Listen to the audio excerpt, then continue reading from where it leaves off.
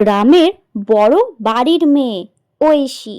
তার কাছে আছে সব কিছু, বড় বাড়ি, গাড়ি, কিন্তু নেই শুধু শান্তি। এত কিছু আছে, কিন্তু তার মধ্যেও কি যেন একটা খালি খালি। সব কিছুর মধ্যেও একটা খালি খালি ভাব। ওই ম্যাডাম, এত বড় বাড়ি রাজকুমারী, মন খারাপ করে দাঁড়িয়ে আছো কেন? এ মায়া, মজা করিস না, ভালো লাগছে না, একটু অস্থির লাগছে, মনে হচ্ছে কি যেন নেই। মায়াও চুপ করে শুনল। এরপর মায়া বলল, কেন রে? তোর তো নতুন ফোন, নতুন ড্রেস, বড় বাড়ি, নতুন বড় গাড়ি, আবার কি? আমরা তো স্বপ্নই দেখি শুধু, তোর তো বাস্তবেই সবকিছু। এই যে তুই আবারও মজা করছিস। সব থাকলেই যদি সুখ থাকে, তাহলে আমি কেন এরকম অস্থির বলতো? কি হয়েছে বলতো?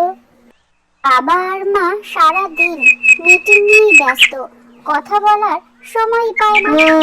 তুই বড্ড একা হয়ে গেছিস, এইবার বুঝলাম।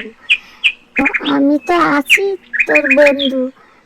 তুই তো সবকিছু আমার সঙ্গে তো শেয়ার করতে পারিস। জানিস তো, বাড়ির অনেক লোক আছে, তবে আপন কেউ নেই। এই কথা বলতে নেই। জানিস তো, আমাদের তো কিছুই নেই। পুরোনো একটা ঘর, অল্প কিছু জিনিসপত্র, আর বর্ষা আসলে বর্ষার সময় তো ঘরে জলও পড়ে।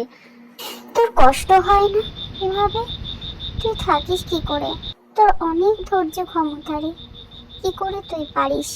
আমাকেও একটু তোর মতন ধৈর্য শক্তি কেন দিল না? তবে হ্যাঁ, অমন ভাবে আমি তো থাকতেই পারতাম না, এত গরিব। হ্যাঁ, কিন্তু রাতে আমরা একসঙ্গে বসে খাওয়া দাওয়া করি, অনেক গল্পও করি। তখন মনে হয় আমরা পৃথিবীর সবচেয়ে বড় লোক। বড় লোক? বড় লোক কি করে তুই এভাবে? তোর কথা শুনে আমারই মাথা ঘুরাচ্ছে। তো তুই না পাগল, আমার মাথাটা যন্ত্রণা করছে। আচ্ছা, এভাবে কি করে তুই বড় লোক? সেটা আমাকে বল। ভালোবাসার বড় লোক। আমি ভালোবাসাই বড় লোক রে।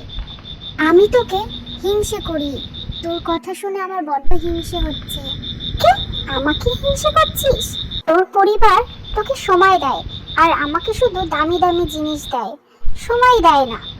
আমি বড্ড একা। তুই চাইলে নিজেকে বদলাতেই পারিস। কিভাবে? আজ বাড়ি গিয়ে ফোনটা সরিয়ে বাবা মায়ের সঙ্গে গল্প করিস। বন্ধু মানে শুধু হাসি নয়, সঠিক পথ দেখানোই হলো বন্ধুত্বের আসল পরিচয়। তুই আমার সব থেকে ভালো বন্ধু। আজ থেকে আমি ভালোবাসার বড় লোক হব রে, তোর মতন ভালোবাসার বড় লোক হব। আমিও বড় লোক হব।